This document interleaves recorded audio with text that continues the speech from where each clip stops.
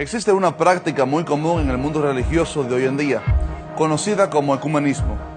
El propósito del ecumenismo es juntar a todas las religiones bajo un común acuerdo y amarse como hermanos, compartir juntos y llegar a ciertas uniones teológicas entre todos los grupos. Y el propósito de esto parece muy bonito y cristiano.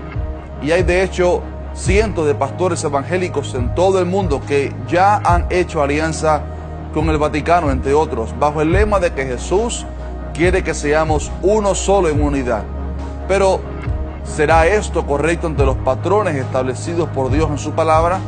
¿Debemos juntarnos con los católicos y otras religiones, tolerando así su teología, si en definitiva tenemos una fe algo parecida? Te invito hoy a ver qué dice la Biblia acerca del ecumenismo. Bienvenido.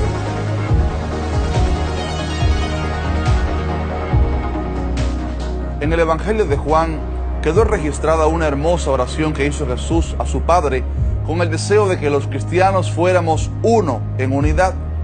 Pero es importante resaltar que Jesús estaba hablando acerca de aquellos discípulos suyos que estaban en el camino y fe correcta.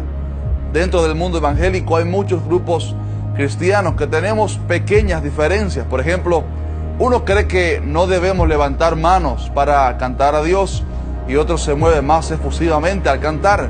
Otros creen que debemos hablar en lenguas celestiales y usar los dones, pero otros no disfrutan de ellos, pues piensan que tal vez fueron para una época en específico solamente. Unos creen que debemos vivir en pobreza para agradar a Dios y otros creen que la pobreza es una maldición. Pero, ¿sabes qué? Al final son pequeñas diferencias que por lo general no interfieren con la salvación ni con la fe que tenemos en común. Nosotros los cristianos que creemos en la Trinidad de Dios, la fe en Jesús como Señor y Salvador y que tenemos una buena base teológica de doctrina, somos parte de un mismo cuerpo y al final todos, si vivimos en santidad delante de Dios, estaremos un día juntos en el cielo gozándonos en la presencia del Señor.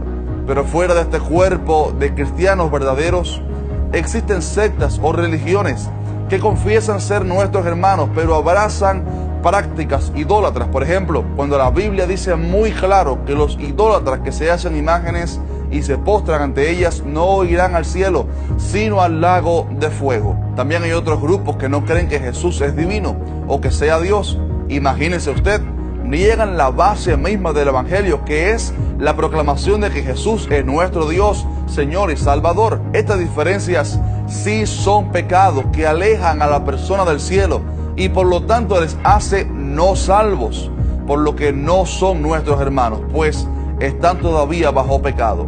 Pablo ordenó en 1 Corintios 5:11, no os juntéis con ninguno que llamándose hermano fuere fornicario o avaro o idólatra o maldiciente o borracho o ladrón, con el tal ni aun comáis, dice Pablo. Y también Juan dijo que cualquiera que se extravía y no persevera en la doctrina de Cristo no tiene a Dios. El que persevera en la doctrina de Cristo, ese sí tiene al Padre y al Hijo. Si alguno viene a vosotros y no trae esta doctrina, no lo recibáis en casa, ni le digáis bienvenido, porque el que le dice bienvenido participa en sus malas obras. Creo que más claro no puede estar. A los cristianos Dios nos tiene prohibido sentarnos con los incrédulos para pasarle la mano en sus pecados y tolerarle su falsa fe, pues haciendo esto participamos de sus malas obras.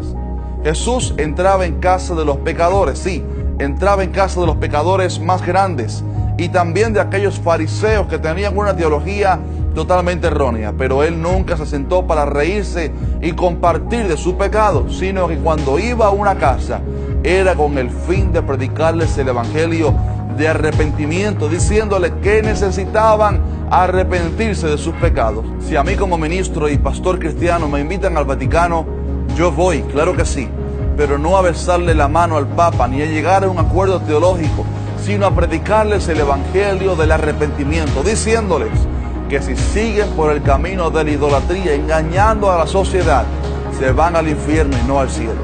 Segundo de Corintios dice, no os unáis en yugo desigual con los incrédulos, porque ¿qué compañerismo tiene la justicia con la injusticia? ¿Y qué comunión la luz con las tinieblas? ¿Y qué concordia Cristo con Belial? ¿O qué parte el creyente con el incrédulo y qué acuerdo hay entre el templo de Dios y los ídolos? Porque vosotros sois el templo de Dios viviente. Este versículo lo aplicamos principalmente al tema del matrimonio, obviamente, pero también tiene mucho que ver en la relación del cristiano con los incrédulos y aquellos que se han apartado definitivamente de la fe. El ecumenismo fue iniciado principalmente por la Iglesia Católica, diciendo que desean recoger a los cristianos dispersos en el mundo, pero yo no he visto a ninguno de los pastores que han ido ahí predicar un mensaje correcto de arrepentimiento, sino solamente sonreír y besar la mano a un hombre tan común como cualquiera de nosotros. Y lo que casi nadie sabe es que uno de los propósitos ocultos de este movimiento ecuménico es crear la unidad de religiones para al final entregar el gobierno del mundo al anticristo. Por esto estamos viendo que el mundo está buscando la unidad para la paz y la seguridad, no solo en la política, sino ahora también en la religión. Hay un dicho que dice que todos los caminos conducen a Roma. Seguramente lo has escuchado muchas veces, pero ¿sabes algo? Para llegar al cielo no es así. Para llegar a Dios tiene que ser bajo una sola fe, en una sola persona, en Jesucristo como Señor y Salvador, y viviendo una vida en santidad conforme a los patrones establecidos por Dios en sus palabras, porque al Señor tu Dios adorarás y a Él solo servirás. Soy José Rodríguez y esto fue ¿Qué dice la Biblia? Dios te bendiga.